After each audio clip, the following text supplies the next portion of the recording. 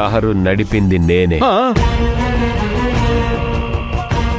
అదృశ్య రూపంలో సంచరించేలా ఒక ప్రయోగం చేశాను. ఎవరైనా ఎలుకల మీద, పందుల మీద, కోతుల మీద ప్రయోగం చేస్తారు. నువ్వెందుకు నా మీద ప్రయోగం చేస్తున్నావు? నేను కొత్త అదృశ్య స్థితి నేర్చుకుంటున్నాను. ఆ శక్తి నా వశమైంది. దాన్ని పరీక్షిద్దామనే నిన్ను పిలిపించాను మామా. ఇందులో 2 విషయాలున్నాయి. ఒకటి, నేను ఒక చోటుంటాను, కానీ ఎవ్వరికీ కనిపించను. ఈ శక్తి నాకు ముందే ఉంది.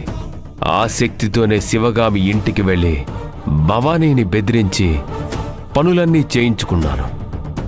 ఇప్పుడు ఇది 2వ స్థితి. అదేంటంటే వేరే వాళ్ళని మాయం చెయ్యడం. అంటే వాళ్ళు ఉండాల్సిన చోటే ఉంటారు, కానీ ఎవ్వరికీ కనిపించరు. వాళ్ళ మాట ఎవ్వరికీ వినిపించదు. వాళ్ళని ఎవ్వరూ ముట్టుకోలేరు కూడా. ఇప్పుడు ఆ విద్య నా కంట్రోల్లోకి వస్తుంది. ఆ శక్తి నాకు సొంతం అవ్వబోతోంది.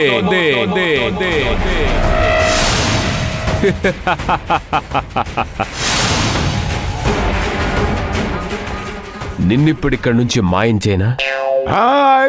వద్దు బాబు, వద్దు. ఎందుకు ఈ ప్రయోగం చేయాలనుకుంటున్నావు?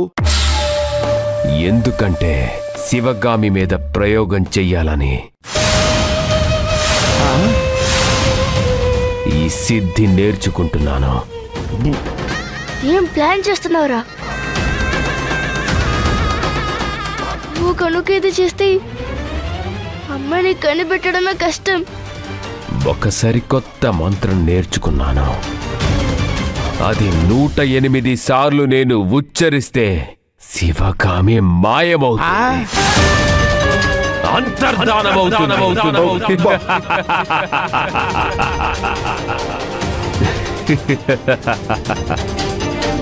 ఆ తరువాత శివగామి రూపం ఎవ్వరికీ కనిపించదు. అసలు ఈ మంత్రం ఎంత పవర్ఫుల్ అంటే నేను విరుగుడు మంత్రం చెప్తేనే మళ్ళీ శివగామికి పూర్వరూపం వస్తుంది.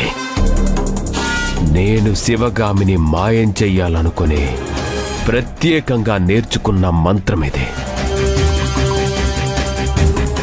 ఈ మంత్రం ప్రపంచంలో నాకు తప్ప ఎవ్వరికీ తెలీదు. మంత్రం నా సొంతం. ఇది నాకు మాత్రమే తెలుసు. అవును, అసలు ఇవన్నీ చేసే బదులు శివగామిని చంపేయొచ్చు కదా అల్లుడు. చంపితే ఆస్తి మన ఆధీనంలోకి రాదు. శివగామిని మాయం చేసి ఆస్తిని నేను నా ఆధీనంలోకి తీసుకుంటాను. అప్పుడు పాపని చూసుకుంటూ శివగామి బతుకుతుందేమో గాని శివగామికి రూపం మాత్రం రాదు.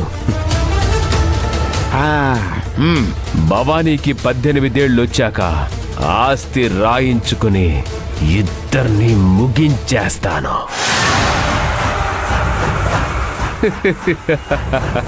మామా, పద వెళ్దాం. కారు నేను నడపనా, నువ్వు నడిపిస్తావా? నేనే నడిపిస్తాను. అదృశ్య రూపంలో అయితే నడిపించొద్దు. సరే పద.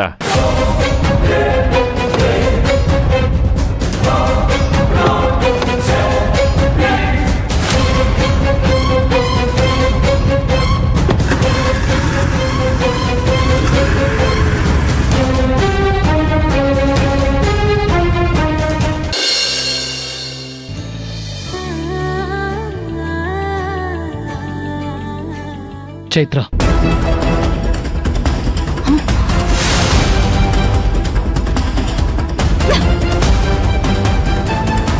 చూడు మిస్టర్, నన్ను ఆ పేరుతో పిలవద్దు. పాపం అని నిన్ను ఈ ఇంట్లో ఉండడానికి ఒప్పుకున్నాను.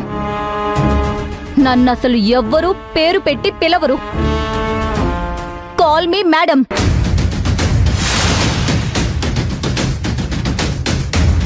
మేడం అనే పిలవాలి, అర్థమైందా? మళ్ళీ మళ్ళీ చెప్తున్నాను, నేను చైత్రని కాదు, చైత్రని కాదు, శివగామిని. అది చెప్పడానికి నీ దగ్గర బలమైన కారణమే ఉండి ఉంటుంది. నువ్వేంటో నాకు తెలుసు. నా మీద నీకు ప్రేమ లేకపోవచ్చు, కనీసం ఆద్య మీదైనా ప్రేమ ఉండాలిగా. మీ అక్క, చెల్లి, మీ నాన్న మీద ప్రేమ లేదా, అభిమానం లేదా? ఆ ఆద్య కోసమైనా రావచ్చు కదా. కావాలంటే వీడియో కాల్ చేసి ఇప్పుడే మాట్లాడిస్తా.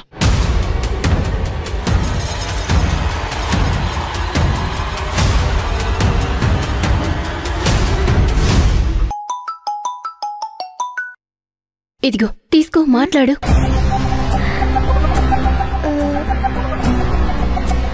బాబాయ్, పిన్ని కనిపించింది అన్నారు కదా, ఎలా ఉంది పిన్ని?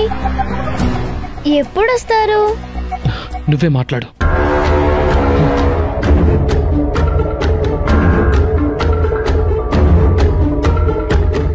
పిన్ని, ఎందుకు మమ్మల్ని వదిలిపెట్టావు? ఎక్కడికి వెళ్ళావు? ఎప్పుడొస్తావు పిన్ని?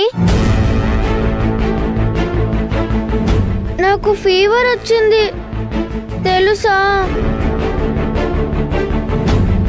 నువ్వంటే నాకు చాలా ఇష్టం. అమ్మ జైల్లో ఉంది, తాత తాగుతున్నారు, గ్రీష్మ పిన్ని టెన్షన్ పడుతుంది. నువ్వు త్వరగా రా పిన్ని. నువ్వు లేకపోతే నాకు అనాథని అనిపిస్తుంది. నీకు దండం పెడతాను, త్వరగా రా పిన్ని. పోనీ నేనే రానా? నాకు చూడాలని ఉంది. మిస్సింగ్ యూ పిన్ని.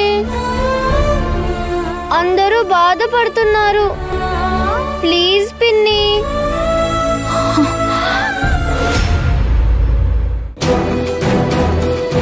మళ్ళీ కాల్ చేస్తాను, జాగ్రత్త, సరేనా? పిన్నిని త్వరగా తీసుకొనిరా.